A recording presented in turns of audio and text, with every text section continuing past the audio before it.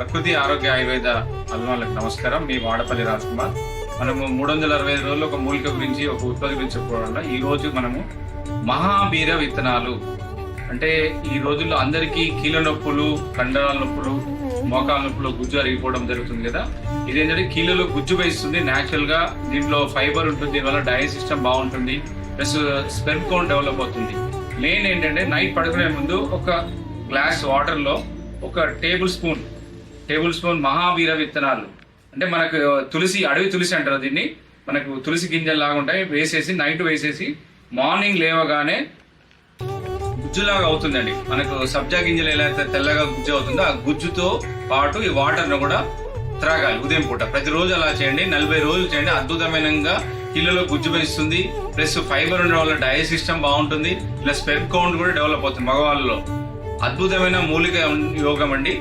ఇలాంటి ప్రకృతి ఆరోగ్య ఆయుర్వేద రహస్యాల కోసం మా ఛానల్ను సబ్స్క్రైబ్ చేయండి, షేర్ చేయండి.